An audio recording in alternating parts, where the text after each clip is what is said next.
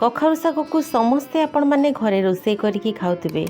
तेबे एही शागटी को मु केमिति रोषे करे चलंतु आपण मानक सहित शेयर करिवि। ए उपाय बनेकी देखतु भारी बढ़िया लागिबो। नमस्कार, आपण को काकुलिस क्वेश्चन को बहुत बहुत स्वागत। तेबे चलंतु स्टार्ट करिबा रेसिपी। कखारु शाग को रोषे करिबा पूर्वरु गोटे टिप्स मने रखंतु। शाग सबु बेले कसी देखिकी नेबे, ताहारे बहुत ही बढ़िया बनिबो। तो ये आप देखिपे दर्शक बंधु, मुझे पूरा कसी कसी कखारु शाग नहीं। शागरे जो सीओ गुड़िक लगिकी रही है, ये सीओ को आम बाहर करदे। ये आप समस्ते जानी कखारु शाग बनवा। शाग को अलग करने लिए आउ शागर डेम्फ गुड़िकर सीओ गुड़िक बाहर करके छोट छोट करके काटी देइछि। ये देखो दर्शक बंधु, शाग को भल भाव में परिष्कार करके धोईकी शाग को आम एमती चूना चूना करके काटिबा। शाग को पूरा चुने की काटंतु, खावाई बढ़िया लगे। ये देखूँ मु गोटे प्रेसर कुकर नहीं जाइए। प्रेसर कुकर रे फाड़े छोट छोट पीस रे काटिकी रखिथिबा कखारु देइछि। आउ ता सहित कखारु शागर डेम्फ को मध्य सीओ चढ़ेकी ए भलिया छोट छोट करके आमे काटिकी नहीं जिबा।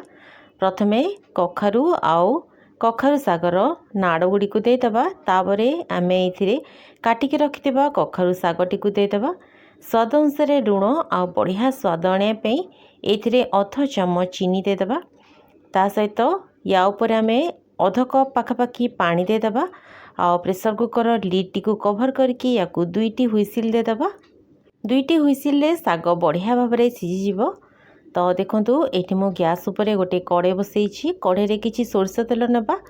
तेल ताती गला परे एथिरे में बढ़िया बास्ना पई किछि पंच फुटण पकेबा। फुटण भल भाव में फुटीगला एमे दुईटी कटा पियाज, ता सहित एथिरे राग पाई 2 ରୁ 3ଟି कटा कंचा लंका देदेबा। ये देखूँ पियाज को लाइट गोल्डन कलर है पर्यंत आम भाजीदबा। पियाज बढ़िया भाव में भाजी गला एथिरे आम सीझेक रखिथिबा शागटी को ढालीदबा। आउ सांगे सांगे या कभर करदबा। ये देखूँ दर्शक बंधु, बघारिला मु 2 मिनिट पर कभर खोलिली। ये देखूँ मु गोटे छोट ब्लेंडिंग जार रे गोटे गिना मुढ़ी नहीं। मुढ़ी को आम चिकन करके एमती ग्राइंड करदबा। ये देखूँ एबे आम ए शागरे ग्राइंड करके रखिथिबा मुढ़ी को देदेबा। ए शागरे मुढ़ी गुंड निश्चय ऐड करंतु। देखिबे शाग नरम लगिबा सहित खाइबा बहुत ही बढ़िया लगिबो। आउ ता सहित एथिरे बढ़िया टेस्ट पई फाळे कोरा नड़िया मध्य दे देइछि। जदि आपणक पाखरे नड़िया थिबो ताले निश्चय ऐड करंतु। देखिबे टेस्ट बहुत ही बढ़िया आसीबो।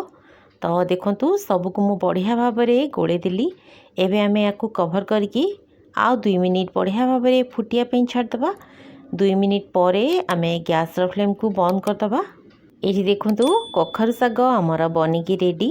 गरम गरम भात किंबा पखाड़ सहित खातु, बहुत बढ़िया लगिबो। तेबे पुणी देखा गोटे नुआ रेसिपी रे। धन्यवाद।